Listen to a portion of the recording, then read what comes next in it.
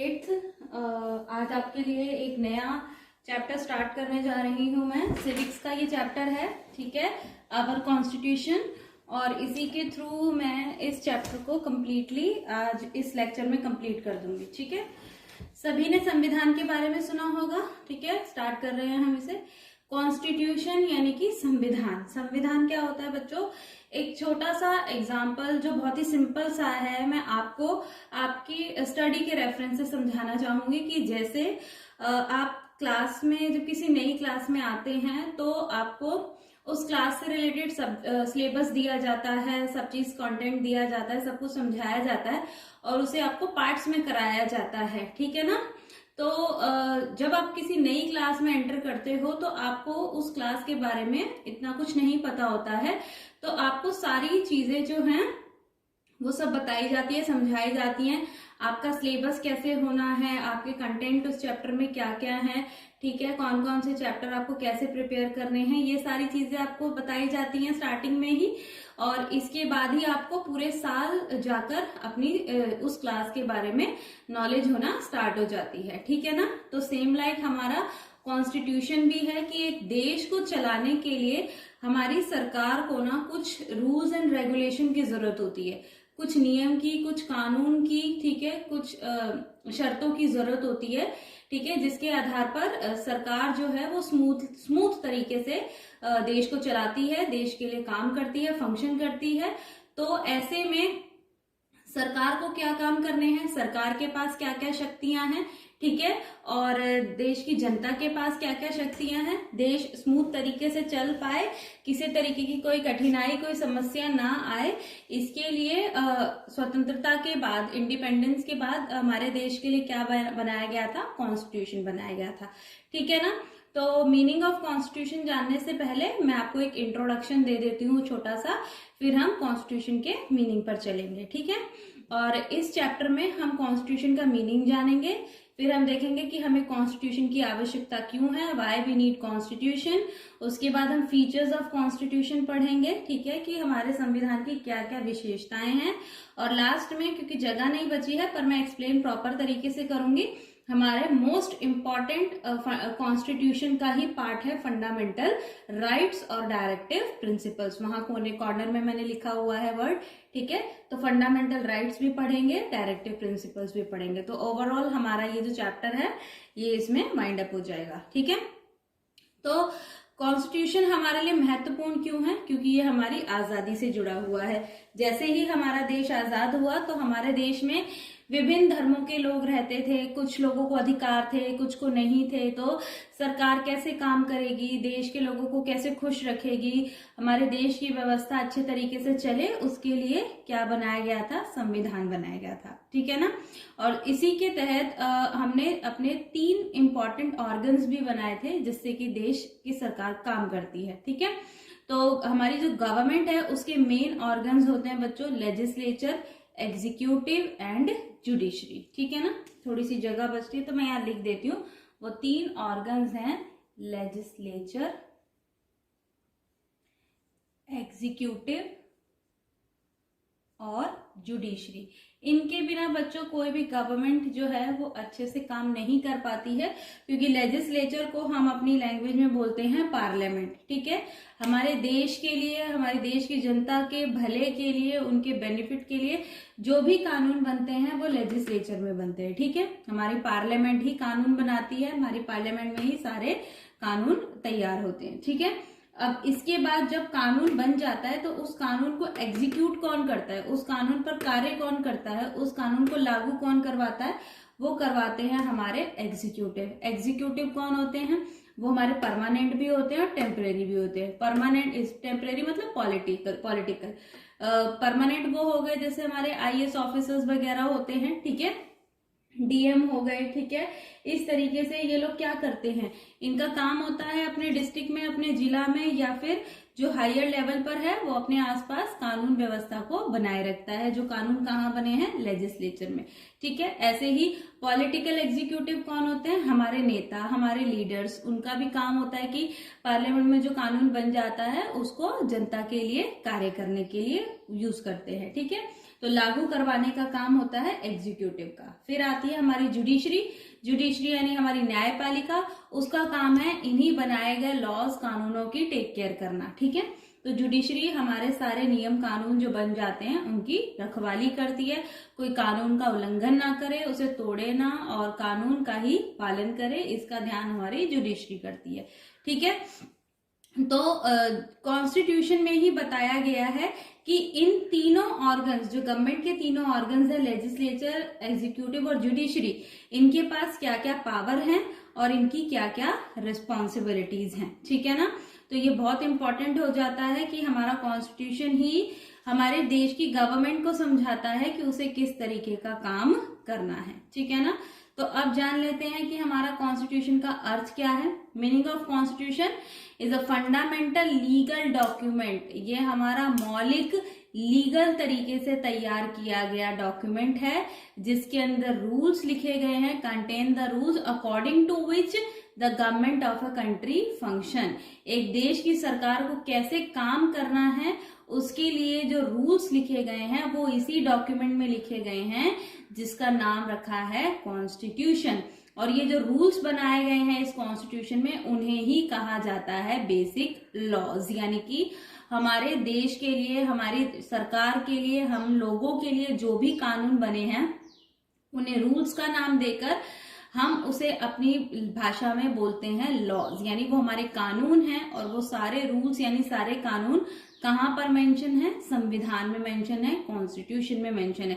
तो आप देख रहे हो कि सरकार को भी किसके अकॉर्डिंग काम करना है? रूल्स के अकॉर्डिंग काम करना है। सरकार अपनी मर्जी से नहीं करती है, उसे रूल्स, नियमों के दायरे में काम करना होता है। और सरकार से भी ऊपर कौन है? हमारा संविधान है, हमारा कॉन्स्टिट्यूशन है, ठीक है। तो laws are supreme, not the government are supreme. Government supreme नहीं होती है, सभी के लिए क्या सुप्रीम है? लॉ सुप्रीम है। चाहे कोई कितना भी बड़ा अधिकारी हो, कितनी बड़ी पोस्ट पर हो, कोई आम मजदूर क्यों ना हो, लॉ सभी के लिए सेम होते हैं और लॉ ही सबसे ऊपर होते हैं, ठीक है।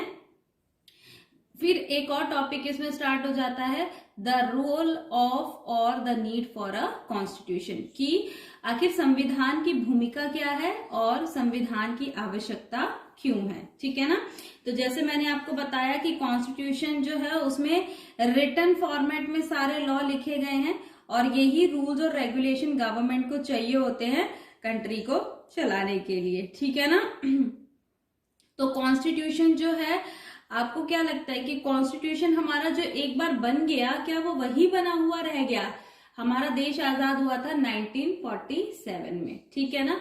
और उसके बाद 1949 में हमने अपने संविधान को पूरे तरीके से तैयार कर लिया था, ठीक है। और उसके बाद हमने उसको अडॉप्ट भी किया। अडॉप्ट करने के बाद आपको क्या लगता है, इतना समय जब हमारे संविधान को बने हुए हो चुका है, तो क्या जो संविधान हमारा एज इट इज बना हुआ था, क्या हम उसे आज भी वैसे ही फॉलो कर रहे हैं? बिल्कुल नहीं, क्योंकि बच्चों समय बदलता है, परिस्थितियां बदलती हैं, सर्कमस्टांसेस चेंज होते रहते हैं, ठीक है। इसीलिए हमारा जो कॉन्स्टिट्यूशन, हमारा संविधान है, वो भी लगातार बढ़ रहा है। जब से ये बना है तब से लेकर आज तक ये लगातार चेंज होता रहा है, ये ग्रोथ होता रहा है कंस्टेंटली, क्योंकि इसमें नए लॉज जोड़े गए हैं आज तक, और पुराने लॉज या जिनकी हमें आवश्यकता नहीं है, जिनकी हमें नीड नहीं है, उन कानूनों को हटाया भी गया है। लेकिन ये कौन करता है? क्या गवर्नमेंट अपनी मर्जी से करती है ये सारी चीजें, चेंजेस? बिल्कुल नहीं करती है। ये सारे चेंजेस तभी होंगे जब पीपल को नीड होगी, रिक्वायरमेंट होगी या एस्पिरेशन होगी या किसी इंस्टीट्यूशन को अच्छे से काम करना होगा, तभी संविधान में रूल्स जो होते हैं उन्हें डाला जाता है, या फिर जिन रूल्स की जरूरत नहीं होती है उन्हें हटाया जाता है, या फिर जो रूल्स हैं उन्हीं में ही थोड़े से चेंज करके उसे आगे के फॉर्मेट के हिसाब से बनाया जाता है। तो यानी कॉन्स्टिट्यूशन अगर हमारा ग्रोथ कर रहा है तो उसके 3 रीजन है, या तो उसमें कोई नया रूल ऐड होता है, या फिर बने हुए रूल में ही कुछ ऐड ऑन किया जाता है सर्कमस्टांसेस के हिसाब से, या फिर जिस रूल की हमें जरूरत नहीं होती है उसे हम हटा देते हैं, ठीक है ना। तो ये आपको मैं सारी की सारी इंपॉर्टेंस बता रही हूँ कॉन्स्टिट्यूशन की। अब रोल जान लेते हैं कि हमें संविधान की क्या हमारे संविधान की भूमिका क्या है या हमें संविधान की जरूरत क्यों है। ठीक है, आप किसी भी ऑर्गेनाइजेशन की बात कर ले, किसी भी सोसाइटी की बात कर ले, किसी भी संस्था से अगर आप जुड़े हैं या किसी भी सोसाइटी से आप जुड़े हुए हैं, तो उस संस्था या सोसाइटी को स्मूथ काम करने के लिए, स्मूथली फंक्शन करने के लिए क्या चाहिए होता है, उसे चाहिए होते हैं रूल्स और रेगुलेशंस। फॉर एग्जांपल हम गेम्स का एग्जांपल ले लेते हैं, चाहे हम क्रिकेट खेल रहे हैं, फुटबॉल खेल रहे हैं, तो गेम्स भी कैसे खेले जाते हैं, अकॉर्डिंग टू द रूल ही खेले जाते हैं ना। अगर रूल ही नहीं होंगे तो फिर जिसका जो समझ में आएगा वो उसी हिसाब से काम करेगा। तो गेम्स में भी जिस तरीके से ऑर्गेनाइजेशन में, सोसाइटी में रूल्स की जरूरत पड़ती है ताकि वो स्मूथली काम कर सकें, उसी तरीके से हमारी कंट्री को भी स्मूथली काम करने के लिए क्या चाहिए, कॉन्स्टिट्यूशन चाहिए। क्योंकि सरकार भी किसकी बात मान रही है, कॉन्स्टिट्यूशन की बात मान रही है, क्योंकि कॉन्स्टिट्यूशन के रूल्स के हिसाब से ही गवर्नमेंट को काम करना पड़ता है। ठीक है ना, आगे आ जाते हैं। फिर हमारा नेक्स्ट सेकंड रॉ में पहुंचते हैं, नीड ऑफ कॉन्स्टिट्यूशन की, हमें संविधान की जरूरत क्यों है। ठीक है, तो संविधान की जरूरत के कुछ फॉलोइंग रीजंस मैंने यहाँ मेंशन किए हैं, मैं आपको बता देती हूँ। अगर हम एक डेमोक्रेटिक गवर्नमेंट की बात करते हैं, लोकतांत्रिक सरकार की बात करते हैं, तो लोकतंत्र में क्या होता है, सिटीजन्स यानी नागरिक ही पार्टिसिपेट करते हैं गवर्नमेंट का काम कैसे हो रहा है। ठीक है, चाहे वो डायरेक्ट तरीके से करे या फिर इनडायरेक्ट तरीके से करे।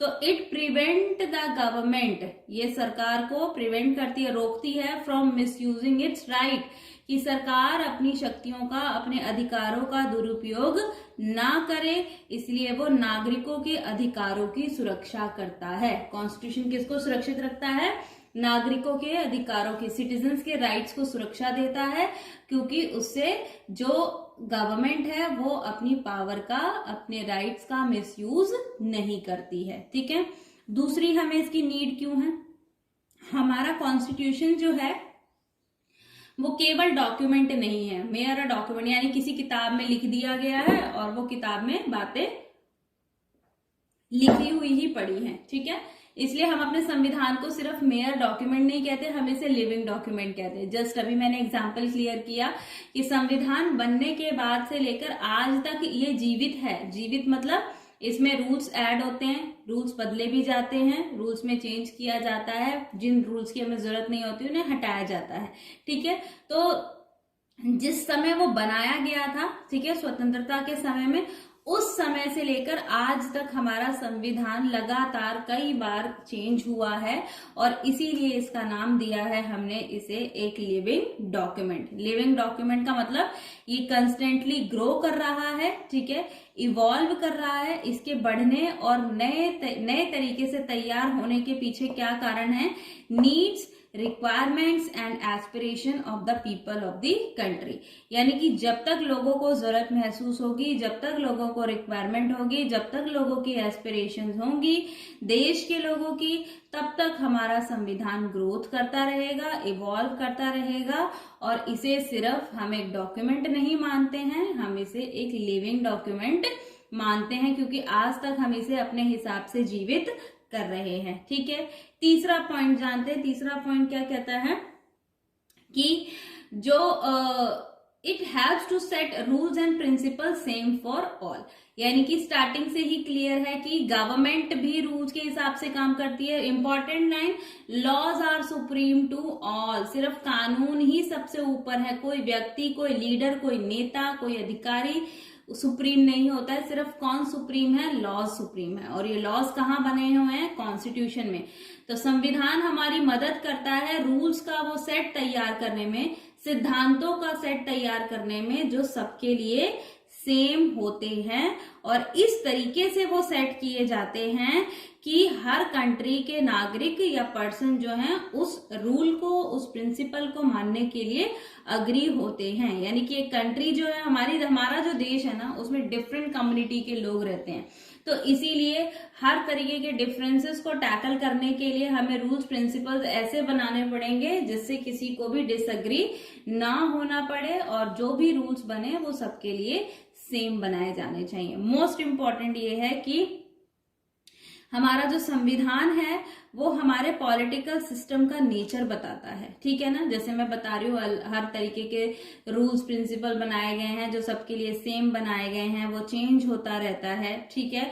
ये डेमोक्रेसी ही है जो हमें बताती है कि हमें अपने लीडर कैसे चूज करना है, हमें उसे मिसयूज कर अपनी पावर का मिसयूज करने से कैसे रोकना है। तो ये सारी चीजें अधिकार के रूप में हमें कहाँ से मिल गई हैं, लोगों को कॉन्स्टिट्यूशन से मिल गई है। तो कॉन्स्टिट्यूशन ये साफ साफ कहता है कि no citizen can be discriminated, किसी भी नागरिक के साथ कोई भेदभाव नहीं किया जाएगा on the ground of caste, कि उसकी कास्ट क्या है, उसकी जाति क्या है, उसका रंग क्या है, उसका रिलीजन क्या है, उसकी नस्ल, उसका रेस, जेंडर क्या है, प्लेस ऑफ बर्थ क्या है, इन सभी आधारों पर उस किसी तरीके का कोई भी डिस्क्रिमिनेशन नहीं होता है, ऐसा हमारा संविधान कहता है। और इसी डिस्क्रिमिनेशन से बचने के लिए हमें किसकी जरूरत है, कॉन्स्टिट्यूशन की जरूरत है, ठीक है। आगे बढ़ते हैं।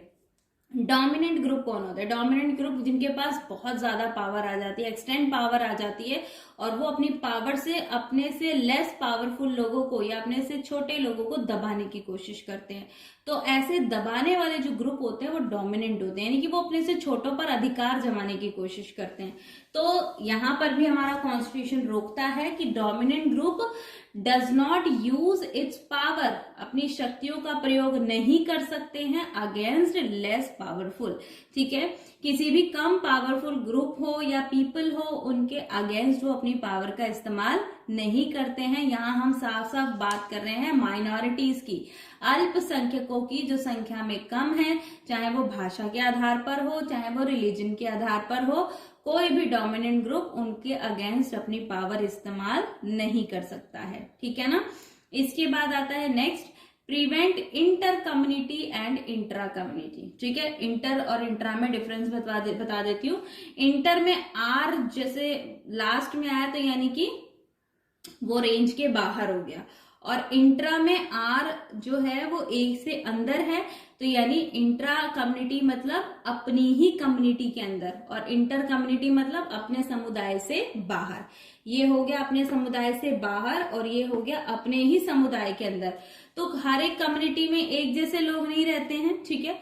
इंटर कम्युनिटी तो सेम नहीं होती है, हर एक पर्सन अपना अपना अलग अलग ग्रुप बनाकर रहता है, अपना अलग अलग समुदाय बनाकर रहता है। तो समुदायों के बीच में भी आपस में झगड़े हो सकते हैं कभी भी, तो उन झगड़ों को कौन प्रिवेंट करता है, कॉन्स्टिट्यूशन, क्या करके, रूल्स और प्रिंसिपल्स सबके लिए सेम बनाकर। इंट्रा कम्युनिटी यानी अपने ही समुदाय में कोई बहुत ज्यादा पावरफुल बन जाता है, कोई उसकी गुलामी में होता है, इस तरीके से लेस पावरफुल है या ज्यादा स्ट्रांग नहीं है, तो इंट्रा कम्युनिटी में भी एक दूसरे के ऊपर कोई ना तो कोई इस तरीके का पावर यूज करने की कोशिश करेगा, तो उससे भी कौन प्रिवेंट करता है, हमारा संविधान ही बनाता है कि बचाता है कि इस तरीके की पावर का इस्तेमाल कोई भी ना कर सके, ठीक है ना। तो अगर हम देखें कि हमारे देश में करप्शन जैसी चीजें हैं, रेड टेपिज्म यानी कि जो फाइलें जो होती हैं एक दूसरे की, वो किसी के भी काम को इलीगल तरीके से अप्रोच कर दिया जाता है, डिसीजन मेकिंग में देरी हो जाती है, कोई भी सरकार अगर डिसीजन लेती है तो उसमें काफी टाइम लगा देती है, ठीक है ना। तो इस तरीके से हम देखें तो हमारा कॉन्स्टिट्यूशन है तो बहुत हद तक हमारी मदद करता है कि सरकार को उसके जो भी उसके लिए रूल्स बनाए गए हैं उस रूल के अंडर ही, उस लिमिट में ही काम करने के लिए उसको ये ऑप्शन देती है कि उसे अपनी पावर सिर्फ अपने लोगों के भले के लिए यूज करनी है, उसे अपनी पावर का दुरुपयोग नहीं करना है, ठीक है। आगे बढ़ते हैं, थर्ड रॉ में पहुंच जाते हैं, फीचर्स ऑफ कॉन्स्टिट्यूशन, ठीक है। हमारे संविधान की विशेषता क्या है बच्चों, हमारा संविधान ना एक डिटेल्ड रिटन कॉन्स्टिट्यूशन है, यानी कि विस्तार रूप में लिखा गया संविधान है। डिटेल में क्यों लिखा गया, क्योंकि हमारा देश एक डाइवर्स कंट्री है, डिफरेंट कंट्री है, अलग अलग रिलीजन कास्ट के लोग यहाँ पर रहते हैं, तो सबके बेनिफिट के बारे में सोचना पड़ता है। इस वजह से ये संविधान जो है काफी लेंदी निकल गया, काफी लंबा निकल गया। ओरिजिनली यानी कि जब ये संविधान बना था तो इसे बांट दिया गया था 22 पार्ट्स, 395 आर्टिकल्स और 8 स्केड्यूल्स में, और बाद में इसके अंदर 4 और नए शेड्यूल्स जो हैं वो जोड़े गए हैं और अब एड ऑन होने के बाद जो है 12 शेड्यूल्स अब हमारे इस डिटेल रिटन कॉन्स्टिट्यूशन में एडेड हैं। अब आपको और अगर इंफॉर्मेशन चाहिए तो कॉन्स्टिट्यूशन की और डिटेल निकालिए कि हमारे कॉन्स्टिट्यूशन में और क्या क्या चीजें एड ऑन हुई हैं और क्या क्या चीजें बढ़ी हुई हैं। ठीक है, तो इसमें हर तरीके से इलेबोरेट करके लिखा गया था और इस वजह से हमारा संविधान लेंथीएस्ट, बार बार कह रही हूँ, डिटेल्ड रिटन मतलब लेंथीएस्ट, सबसे लंबा लिखा गया वर्ल्ड का संविधान है। कोई भी दूसरा संविधान इतने डिटेल से नहीं लिखा गया है जितना भारत का संविधान लिखा गया है। और इसमें गवर्नमेंट के स्ट्रक्चर को लेकर ही इलैबोरेशन नहीं किया है कि सेंट्रल लेवल पर कैसे काम होंगे, स्टेट लेवल पे कैसे काम होंगे, लोकल लेवल पर कैसे काम होंगे। इसके अलावा हमारे संविधान ने डिटेल से बता रखा है सिटीजनशिप क्या होती है, राइट्स क्या है, लोगों के ड्यूटीज क्या है, डायरेक्टिव प्रिंसिपल आपको समझाऊंगी। ठीक है, एक केंद्र का और राज्य का रिलेशन क्या होता है, इलेक्शंस कैसे कराने चाहिए, एक्सेट्रा। ये सारी बातें जो हैं वो हमारे कॉन्स्टिट्यूशन में डिटेल से लिखी गई हैं। इस वजह से हमारा संविधान वर्ल्ड का लेंथीएस्ट संविधान बना है। दूसरा फीचर क्या है, प्रोविजन ऑफ अमेंडमेंट। अमेंडमेंट का मतलब है चेंज। मैं कहती हूँ ना बार बार कि लोगों की नीड्स एस्पिरेशन के हिसाब से संविधान बदलता है, तो बदलना मतलब क्या होता है, अमेंडमेंट। हमारे संविधान जीवित इसीलिए है हमारा संविधान क्योंकि हमने इसे जीवित रखा है इसके अंदर बदलाव लाकर। तो हम अगर चाहें तो देश के भले के लिए, देश के विकास के लिए, लोगों की नीड्स की वजह से ही हमारा जो कॉन्स्टिट्यूशन है वो अमेंड होता है। और इसी अमेंडमेंट की वजह से हम इसे लिविंग डॉक्यूमेंट कहते हैं क्योंकि ये चेंजेबल है और कंस्टेंटली ग्रो कर रहा है according to the need, requirement and aspiration of the people. और जो भी चेंजेस हमारे संविधान में होते हैं टाइम टू टाइम उसे कहा जाता है अमेंडमेंट, यानी कि संशोधन, यानी कि चेंज, यानी कि बदलाव। अगला हमारे पास 3 वर्ड है, सॉवरेन, डेमोक्रेटिक और रिपब्लिक। इसको बड़े शॉर्ट में आपको समझाना चाहूंगी कि सॉवरेन का मतलब होता है कि आपको पता है कि हमारे देश पर अंग्रेजों का शासन था, ठीक है ना। तो अंग्रेजों का शासन था यानी कि हम बाहर से किसी से कोई कांटेक्ट नहीं रख सकते थे। इवन हमारे लोकल रूलर के पास अंदर ही अपनी खुद की कोई पावर ही नहीं थी जिसका वो इस्तेमाल कर सके। तो सॉवरेन कंट्री वो कंट्री होती है जिसके जो एक्सटर्नली भी फ्री है और इंटरनली भी फ्री है, यानी कि उस देश के ऊपर किसी भी फॉरेन कंट्री का कोई रूल नहीं है, उसके ऊपर कोई बाहरी देश राज नहीं कर रहा है। वो देश आंतरिक मामलों में भी खुद ही फैसले लेता है और बाहरी मामलों में भी खुद ही फैसले लेता है, उसको कहा जाता है सॉवरेन कंट्री। तो हमारा देश पूर्ण रूप से आजाद है, हमारे देश पर किसी भी दूसरे देश का कोई अधिकार नहीं है जब से अंग्रेज हमारे देश को छोड़कर गए हैं। तो हम 100% कौन है, सॉवरेन है। फिर आते हैं हम डेमोक्रेटिक पे। डेमोक्रेटिक का मतलब क्या है, people of India elect their government, यानी कि यूनिवर्सल एडल्ट फ्रेंचाइजी, जहां पर लोगों को वोट देने का अधिकार है, ठीक है, जहां पर लोग अपने देश की सरकार खुद चुनते हैं, उसे हम डेमोक्रेटिक कहते हैं। तो ऑफ कोर्स हमारा भारत देश डेमोक्रेटिक कंट्री है। फिर आते हैं वर्ड रिपब्लिक की। रिपब्लिक मतलब जो देश का प्रथम नागरिक होता है वो इलेक्टेड होता है। अब मैं आपसे पूछूं कि देश का प्रथम नागरिक कौन होता है, हमारे देश का प्रथम नागरिक होता है प्रेसिडेंट, ठीक है। और प्रेसिडेंट के भी हमारे देश में चुनाव होते हैं, वो इलेक्टेड होता है, कोई पोस्ट नहीं है उसकी कि उसकी पोस्ट पर किसी को ऐसे ही बिठा दिया जाता है। प्रेसिडेंट का भी चुनाव होता है लेकिन उसमें जनता का पार्टिसिपेशन नहीं होता है। प्रेसिडेंट का चुनाव कौन करते हैं, जो जनता जिसको चुन लेती है वही चुने हुए प्रतिनिधि किसके चुनाव में हिस्सा लेते हैं, प्रेसिडेंट के।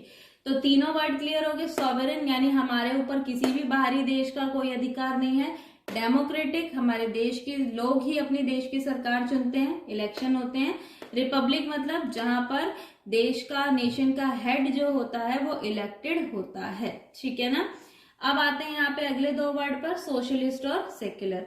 हमारा भारत देश सोशलिस्ट है यानी कि सामाजिक है, समाजवाद में विश्वास रखता है। समाजवाद क्या, जहां पर गरीबों के कल्याण के बारे में भी सोचा जाता है, ठीक है।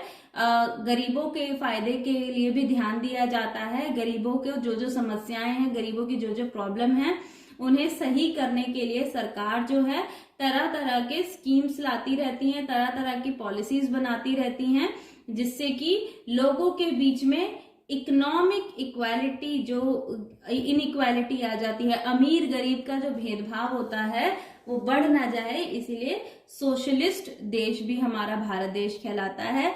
तो गरीबों के कल्याण की योजनाएं बनती हैं, जिससे कि गरीब जो है वो अमीरों के दबाव में ना फंस सके। सेक्युलर किसको बोलते हैं? सेक्युलर का मतलब क्या है? दैट सिटीजन का, हमारे भारत देश का कोई भी रिलीजन नहीं है। हमारा देश सेक्युलर है, यानी कि वो अपना कोई ऑफिशियल रिलीजन नहीं मानता है। भारत में कभी आपने सुना है कि किसी भी एक धर्म को बढ़ा चढ़ाकर प्रचार में रखा जाता है? बिल्कुल नहीं।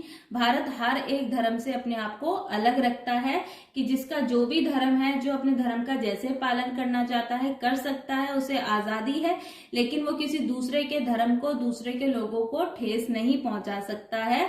तब तक नहीं वो अपना काम, अपने धर्म का पालन करे। लेकिन अगर उससे किसी दूसरे को नुकसान या कोई भी हार्म होता है तो उसमें सरकार हस्तक्षेप जरूर करती है। तो सोशलिस्ट मतलब गरीबों के कल्याण के बारे में सोचती है। सेक्युलर मतलब हमारे देश का कोई ऑफिशियल रिलीजन नहीं है। फिर आते हैं हम अगले वर्ड पर, फेडरलिज्म। फेडरलिज्म क्या होता है कि जैसे आप जानते हो ना, गवर्नमेंट का काम करने का तरीका क्या होता है? एक होती है केंद्र सरकार, ठीक है, एक होती है राज्य सरकार, ठीक है, और एक हम बोलते हैं अपनी लोकल गवर्नमेंट। केंद्र सरकार मतलब जो पूरे देश की सरकार होती है। जैसे इंडिया की, भारत की केंद्र सरकार किसकी है? बीजेपी सरकार, जिसमें हमारा प्रधानमंत्री होता है। राज्य सरकार मतलब हर एक राज्य की अलग अलग सरकार होती है, जैसे दिल्ली की सरकार जिसमें चीफ मिनिस्टर होता है।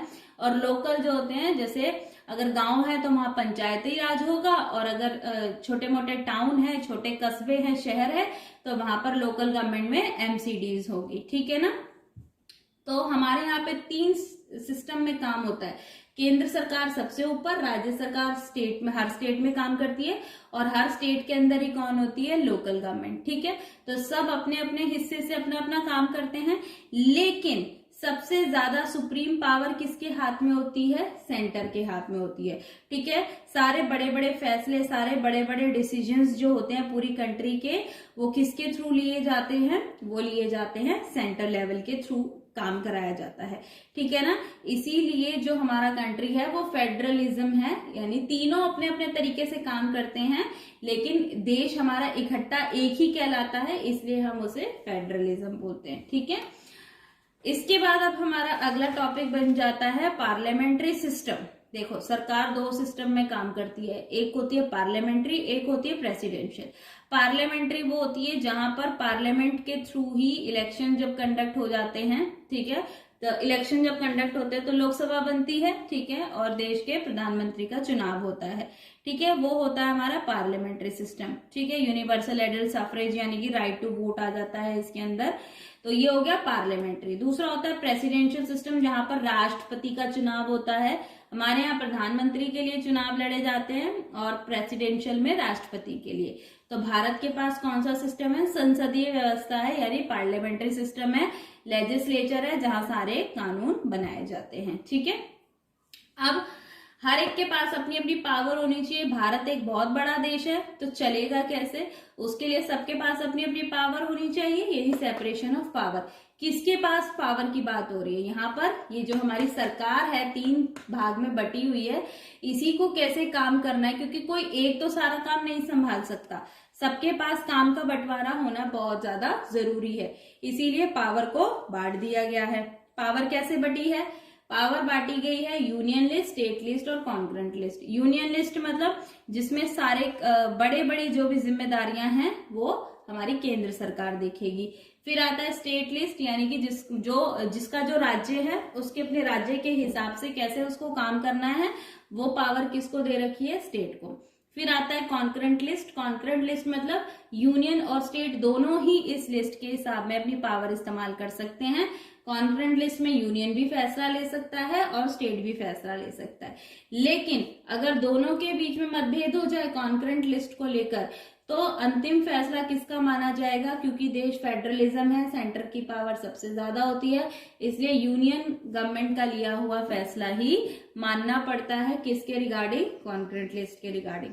तो ये भी एक होमवर्क कीजिए आप कि जानिए कि हमारी यूनियन लिस्ट में कौन कौन सी पावर है, स्टेट लिस्ट के पास स्टेट में कौन कौन सी पावर है, और कॉन्करेंट लिस्ट में कौन कौन सी पावर दी गई है। ठीक है, अब आते हैं हमारा सबसे इंपॉर्टेंट टॉपिक जो इस चैप्टर का है, फंडामेंटल राइट। ठीक है, फंडामेंटल राइट्स क्या है, बेसिक राइट्स है जो देश में रहने वाले हर नागरिक को दिए जाते हैं। अगर आप देश के नागरिक हैं तो आपके पास ये अधिकार जरूर होंगे, क्योंकि ये अधिकार बहुत जरूरी होते हैं, ना केवल एक डेमोक्रेटिक गवर्नमेंट को चलाने के लिए, बल्कि एक व्यक्तिगत नागरिक की पर्सनैलिटी को डेवलप करने के लिए भी अधिकार बहुत जरूरी होते हैं। क्योंकि आप पुराने समय में अगर आप चले जाओ तो जो बड़े बड़े धर्मों के लोग होते थे, या अंग्रेज ही मान लो जो होते थे, वो अपने से नीचे लोगों के साथ कितना ज्यादा दुर्व्यवहार करते थे, उनको इतना टॉर्चर करते थे, एक्सप्लॉइट करते थे, तो उनका डेवलपमेंट नहीं हो पाया ना, वो अपने आप में गरीब ही रह गए, ना पढ़ लिख पाए, ना समझदारी उनमें आ पाई,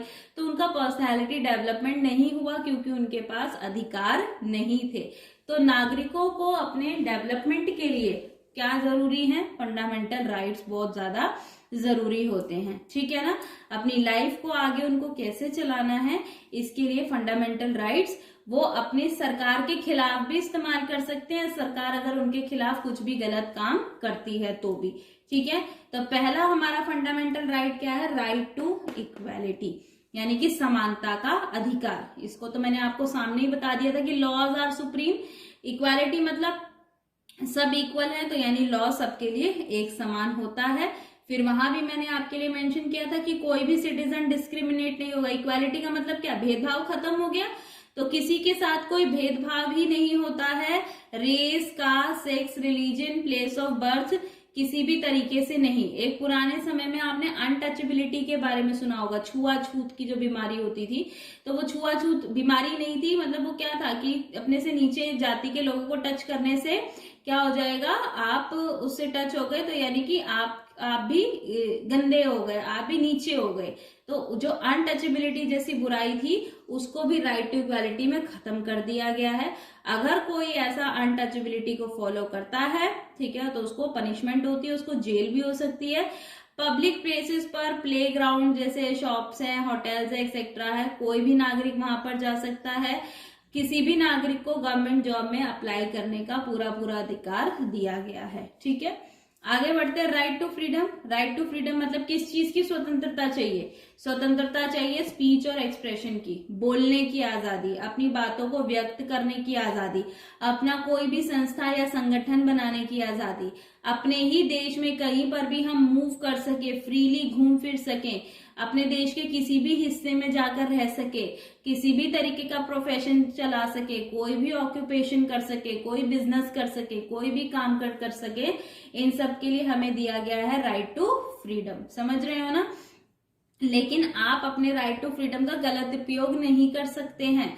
यानी कि अगर आपको मैं स्पीच और एक्सप्रेशन की बात बोल रही हूँ तो आप किसी को भद्दे कमेंट नहीं कर सकते, आप किसी की बुराई नहीं कर सकते, किसी के बारे में अब्यूज नहीं कर सकते, गंदा नहीं बोल सकते, वल्गर नहीं बोल सकते। अगर आप कोई संस्था संगठन बना रहे हैं तो वो देश के हित में होना चाहिए, देश के अहित में नहीं होना चाहिए कि आप कोई टेरर ग्रुप बनाकर बैठ जाएं। ठीक है, आप कहीं पर भी फ्रीली मूव कर सकते हैं, लेकिन जैसे अभी आज की सिचुएशन बनी हुई है ना कोरोना वायरस की वजह से, अब इसमें अगर आप मूव फ्रीली करने की बात रखेंगे कि ये हमारा राइट टू फ्रीडम है, तो ये तो आपकी जान को खतरा हो सकता है। तो आपको इस तरीके के गलत एक्शन नहीं करने हैं, कोई गलत काम नहीं करना है, कोई गलत बिजनेस नहीं करना है, कोई गलत ऑक्यूपेशन नहीं करना है। जो भी करना है अपने हित में, देश के हित में और लोगों के हित में ही करना है। ठीक है, फिर आते हैं राइट टू अगेंस्ट एक्सप्लॉयटेशन, यानी कि शोषण के विरुद्ध अधिकार। एक जमाना ऐसा आता था कि पॉवर्टी जो थी, गरीबी जो थी, वो लोगों को मजबूर कर देती थी, उनको हेल्पलेस बना देती थी, और इस वजह से वो मजदूर जो होते थे, बेचारे गरीब लोग जो होते थे, उन्हें बिना पैसों के लोगों के यहाँ पर काम करने पर मजबूर होना पड़ता था। तो उन बेचारों से मेहनत मजदूरी कराई जा रही है, लेकिन उन्हें पैसा नहीं दिया जा रहा। इस वजह से उनके साथ क्या हो रहा है, उनका शोषण हो रहा है। ठीक है, तो शोषण के विरुद्ध अधिकार ला दिया गया। जैसे कि जो बेकार होते हैं या फोर्स लेबर, बंधुआ मजदूर जिनसे जबरदस्ती काम पर रखा जाता है, काम कराया जाता है, पैसा नहीं दिया जाता है, तो उसको पूरे तरीके से बैन कर दिया कि कोई भी इस तरीके से बंधुआ मजदूरी नहीं करा सकता, बेगारी नहीं करा सकता है। प्रोहिबिट कर दिया, रोक दिया गया ट्रैफिकिंग को, ह्यूमन ट्रैफिकिंग, बच्चों को बहुत खरीदा बेचा जाता था, तो वो चीजें बैन हो चुकी हैं, उसके खिलाफ कानून बना दिया गया है। कोई किसी को फोर्स्ड लेबर नहीं बनाएगा, स्पेशली जो बच्चे 14 साल से भी कम उम्र के हैं उनसे किसी भी तरीके का काम नहीं कराया जा सकता। फिर आता है right to religion. Right to religion अभी बता दिया मैंने, सेक्युलर वर्ड से जुड़ा हुआ है, यानी कि आपको अपना कोई भी धर्म अपनाकर उसकी पूजा पाठ, उसकी प्रैक्टिस या उसका प्रचार करने का अधिकार है। कानून सबके रिलीजन को एक समान मानता है, इक्वल मानता है, इसलिए सभी के रिलीजन को इक्वल रिस्पेक्ट देता है। हिंदू, मुस्लिम, सिख, ईसाई, कोई भी रिलीजन हो, हमारे देश की सरकार किसी के रिलीजन में नहीं पड़ती है, हमारा देश किसी के रिलीजन में इंटरफेयर नहीं करता। तब तक इंटरफेयर नहीं करता है जब तक वो किसी पर्सन, ग्रुप या कंट्री के अगेंस्ट नहीं चला जाता है, ठीक है, तब तक कोई इंटरफेरेंस नहीं होता है। फिर आता है हमारा कल्चरल एंड एजुकेशनल राइट। ये क्या होता है बच्चों कि अगर हमारे देश का कोई कल्चर है, ठीक है, कोई हमारे देश का जो कल्चर है अगर वो माइनॉरिटी में आता है, ठीक है, यानी कि कोई अपना कल्चर बचाना चाहता है, ठीक है, तो वो अपने कल्चर को मेंटेन करने के लिए, उसे एस्टैब्लिश करने के लिए अपना कल्चर रिकॉग्नाइज करा सकता है, उससे जुड़े हुए वो एजुकेशनल राइट्स भी ले सकता है कि वो अपने कल्चर, अपने रिलीजन से जुड़ी हुई लैंग्वेज को या फिर अपने कल्चर को उसके थ्रू पढ़ा सकता हो, ठीक है। तो कई जैसे आपने मदरसे सुने होंगे या फिर सिख कम्युनिटीज के स्कूल्स देखे होंगे जहां पर बच्चों को उन्हीं के रिलीजन कल्चर के बारे में अलग से पढ़ाया जाता है ताकि उनका कल्चर जो है वो एज इट इज मेंटेन रहे, उसे रिकॉग्नाइज किया जा सके, ठीक है। फिर आते हैं राइट टू कॉन्स्टिट्यूशनल रेमेडीज। बच्चों मैंने आपको इतने सारे राइट्स पढ़ाए, equality, freedom against exploitation, freedom of religion, cultural, educational rights. अगर हमारे इनमें से किसी भी राइट का उल्लंघन होता है, ठीक है, साधारण परिस्थितियों में मैं बता रही हूं, अगर कोई गंभीर परिस्थिति आ जाती है तो उस सिचुएशन में हमारे ये फंडामेंटल राइट्स टाले जा सकते हैं।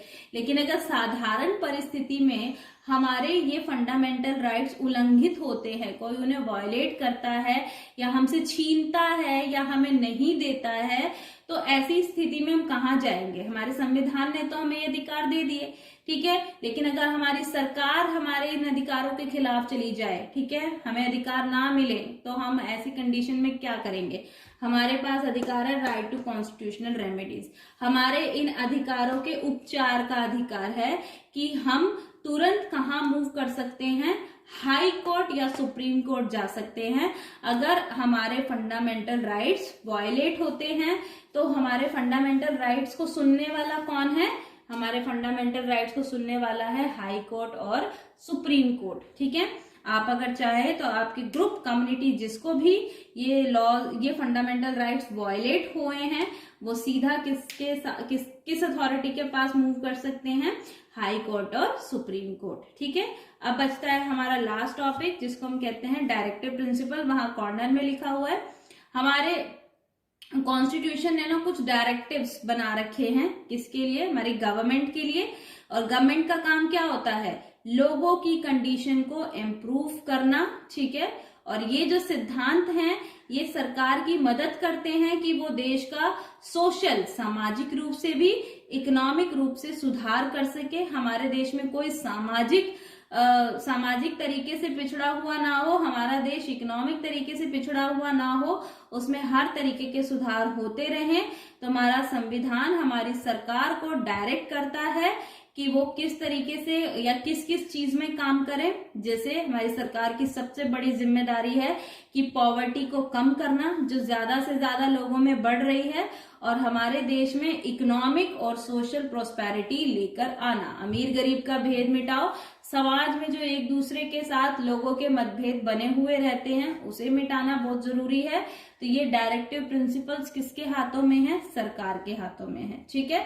और सरकार तभी काम कर पाएगी बच्चों जब देश की जनता सरकार का साथ देगी, देश की जनता सरकार का सपोर्ट करेगी। तो ये बहुत जरूरी है कि इन सब चीजों को काम करने के लिए सरकार को जिम्मेदारी तो दे रखी है, लेकिन सरकार तभी काम करेगी जब उसे उसकी देश की जनता सपोर्ट करेगी, ठीक है। तो कोशिश पूरी है कि मैंने इस चैप्टर को यहाँ कंप्लीट किया है और आपको इस चीज की कोई दिक्कत नहीं आएगी, आप सब कुछ अच्छे से समझ गए होंगे, ठीक है। एक चीज इंपॉर्टेंट मैं इस चैप्टर में बताना आपको भूल गई हूँ, एक वर्ड आपके पास आएगा प्रीएम्बल, ठीक है। ये प्रीएम्बल जो है वो वर्ड क्या है? प्रीएम्बल जो है कि इतना बड़ा संविधान एक समराइज तरीके से जो लिखा गया है, अगर आप एनसीईआरटी की बुक उठाओगे तो वहां पर स्टार्टिंग में ही वो पेज लिखा आता है ना, we the people of India करके। तो प्रीएम्बल जो है वो हमारे देश का बहुत इंपॉर्टेंट पार्ट है, क्योंकि प्रीएम्बल देश का हमारे कॉन्स्टिट्यूशन का इंट्रोडक्शन देता है कि हमारा कॉन्स्टिट्यूशन एक ब्रीफ समराइज करके कि हमारे कॉन्स्टिट्यूशन में क्या क्या इंपॉर्टेंट चीजें लिखी गई हैं वो बहुत ही ज्यादा जरूरी है। तो इंट्रोडक्शन के लिए प्रीएम्बल पढ़ना बहुत इंपॉर्टेंट है और मैं चाहती हूँ कि आप प्रीएम्बल जो है वो एक पेज अपने पास उसका प्रिंट आउट जरूर रखें, ये बहुत ज्यादा इंपॉर्टेंट है, ठीक है। तो that's all for this class student, thank you so much, thanks for listening me.